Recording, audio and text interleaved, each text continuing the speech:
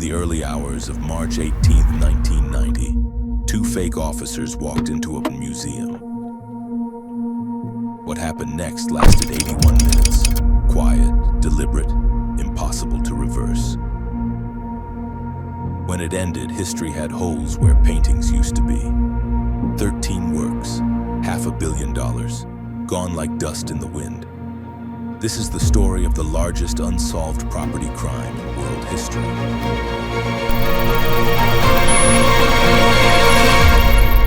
A story about a phantom who stole the soul of a museum. Boston, March 18, 1990. The night is cold, silent, unaware that history is about to be rewritten. It was St. Patrick's Day weekend, a perfect night for the distraction. The security desk was manned by Rick Abath, a local student. Abath was at his post, ostensibly bored. At 1:24 a.m., the buzzer rang. We're the Boston police responding to a disturbance. On the intercom, two voices. We're the Boston police responding to a disturbance. Calm, professional. On the grainy screen, Abath could make out the distinct uniforms of the Boston police. Abath broke every protocol that existed.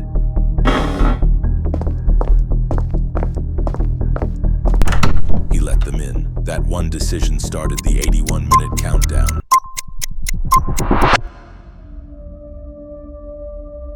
The thieves were inside. The taller one, dressed as a cop, convinced Abath to step away from the panic button under the guise of showing identification. It was a classic rope-a-dope. Abath steps away. The game is over.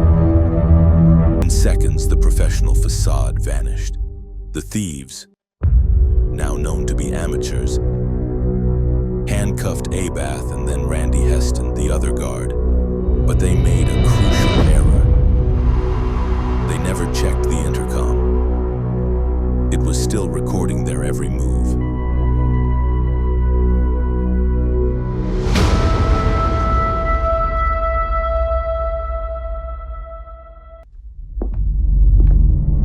The guards were secured to a steam pipe and a workbench in the basement. Total time elapsed less than 15 minutes. The house was now silent, belonging only to the thieves and the art. But the biggest question remains silent. What really they want? The thieves ignored the most famous works on the first floor. They went directly to the second floor, to the Dutch room.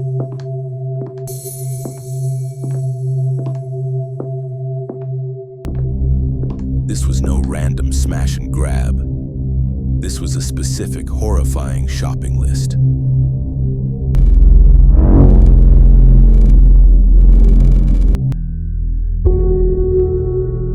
Their first target was Rembrandt's A Lady and Gentleman in Black. They used a quick-release knife. They didn't bother with the frames. They literally cut the canvas from its stretchers. A crude, shocking act of vandalism against a 350-year-old masterpiece.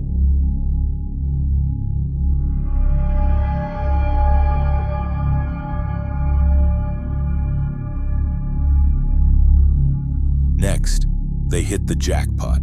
Vermeer's The Concert. One of only 34 known Vermeer paintings in existence, it is arguably the most valuable stolen object in the world.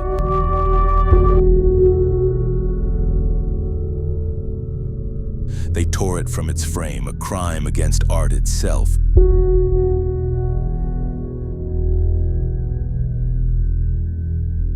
I like that one. Can we have it? Finally, they took the most unusual piece, Rembrandt's The Storm on the Sea of Galilee, his only known seascape. It was cut out and rolled up, leaving behind an empty frame that hangs there to this day.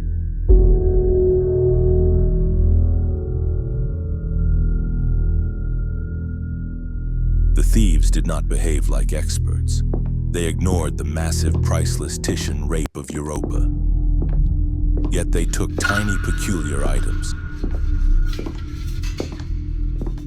They took a postage stamp-sized Rembrandt self-portrait etching.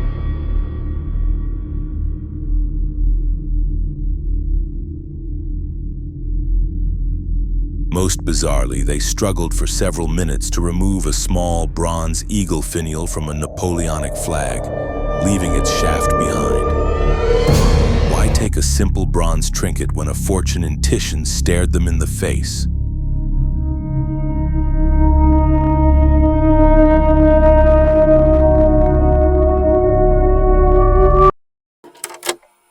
Then the final act of strange behavior.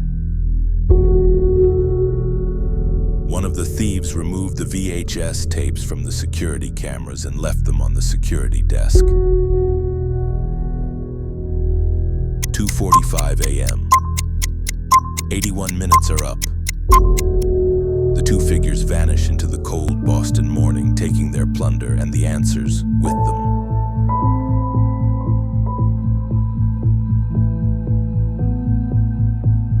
It would be hours before the morning shift found the guards, duct-taped and terrified in the basement.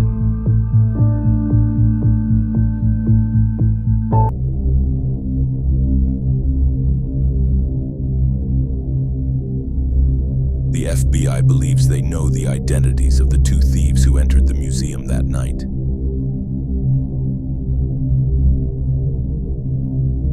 But the thieves are dead, and the trail went cold. They are chasing the art.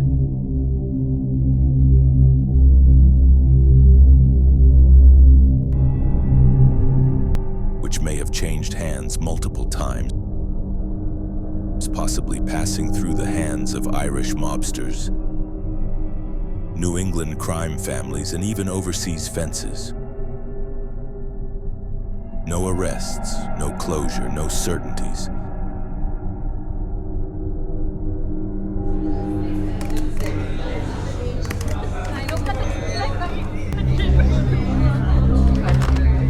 The museum offers a $10 million reward for information leading to the recovery of the art.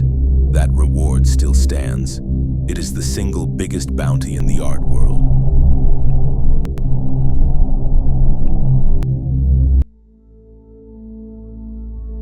The art has never been recovered.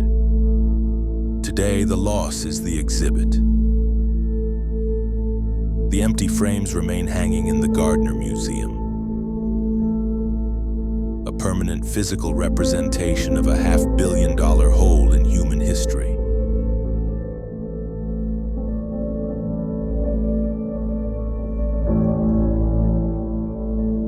Just ghosts of canvas, whispers of what once was. Do you believe the art still exists somewhere? Could it be hidden, waiting to be rediscovered? Or destroyed, lost forever in time's abyss? Leave your thoughts, theories, clues in the comments below. Because maybe, just maybe, your theory could spark the clue that solves history's greatest mystery.